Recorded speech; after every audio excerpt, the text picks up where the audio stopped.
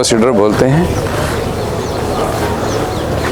ये 3 मशीनें एक ही मशीन प्राइस में आती हैं जी। 3 मशीनें एक ही उसमें वर्क कर रही हैं। हाँ जी, इसमें 3 चीज़ें हैं। इस मशीन को पूरी को हम लोग बोलते हैं सुपर सीडर। अगर हम चाहें कि रोटावेटर अलग से चलाया जाए तो हम यहाँ से इसको खोल देंगे तो रोटावेटर आपका अलग निकल आएगा। जो ये मशीन आपके सामने पड़ी है, ये कंप्लीट मशीन इसमें से निकल आएगी।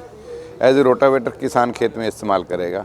उसका जब उसको बिजाई करनी है, रोटावेटर साइड में रखेगा, ऊपर वाली इस मशीन को चलाएगा तो उसकी बिजाई हो जाएगी जी। बीज डालने का, सीडिंग का काम करेगा। अगर हम दोनों को जोड़ देते हैं तो ये सुपर सीडर बन जाता है। ये साथ ही साथ उसकी ज़मीन की कटाई करेगा, ज़मीन बनाएगा, साथ ही गेहूं डालेगा, खाद भी साथ में डालेगा और पीछे उसको रो को क्लोज भी करता चला जाएगा।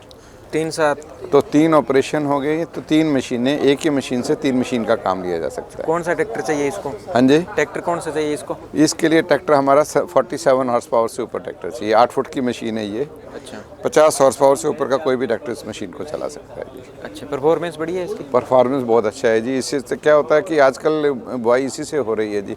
इसमें क्या होता है कि पहले क्या होता है, मान लीजिए आपने धान लगाया हुआ था, धान की आपकी कटाई होगी। धान की कटाई करने के बाद आपको पानी छोड़ना पड़ेगा, फिर ज़मीन बनानी पड़ेगी, फिर उसके ऊपर कल्टीवेटर चलाना पड़ेगा या रोटावेटर चलाना पड़ेगा, फिर बिजाई करनी पड़ेगी। ये मशीन क्या करती है कि जैसे खेती के बाद तुरंत इस मशीन से तीनों काम एक ही बार में किए जा सकते हैं।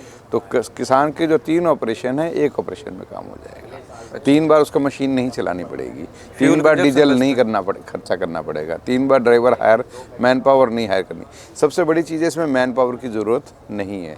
जो ड्राइवर बैठा है सीट पे वही इसका सारा काम देख सकता है जी। अच्छा, तो फ्यूल कंजप्शन भी तो बच गया? फ्यूल कंजम्पशन थी टाइम में, ऑपरेशन कॉस्ट बच गया उसका। कौन से ट्रैक्टर यूज़ होते हैं इसमें सबसे ज़्यादा? इसमें सबसे ज़्यादा ट्रैक्टर जो इस्तेमाल करते हैं, हमारे जितने भी 47 हॉर्स पावर से ऊपर के ट्रैक्टर हैं, सारे के सारे इसमें इस्तेमाल होते हैं जी। मैसी ट्रैक्टर यूज़ होता है, जॉन डीयर ट्रैक्टर यूज़ होता है, फार्म ट्रैक यूज़ होता है, स्वराज यूज़ होता है। 50 पर चल जाता है? होता है हाँ, फार्म ट्रैक 50 तो 45 हॉर्स पावर का ट्रैक्टर है। ठीक है, इसको मशीन को चला लेता है। ठीक है। और इसकी प्राइस क्या है? इसकी प्राइस है आज 3,10,000 है। किसान को हम 3 लाख में दे देते हैं इसलिए। 3 लाख रुपए में? हाँ जी।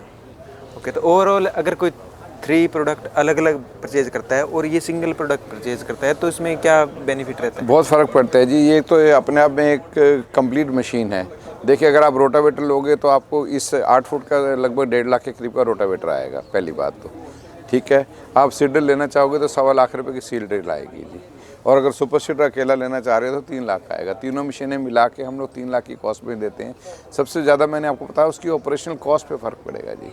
ओके, किसान के पास लेबर, मैन पावर, ये सारे खर्चे बच जाएंगे। 3 टाइम उसको खेत में इम्प्लीमेंट नहीं चलाने पड़ेंगे। हाँ, उसको बार बार पहले इसमें क्या है, खाद भी साथ डलती है। देखिए, दोनों मैकेनिज्म लिखे हैं। इसमें बीज कितना डलता है, सबसे बड़ी चीज़ है सेविंग करता है बीज की।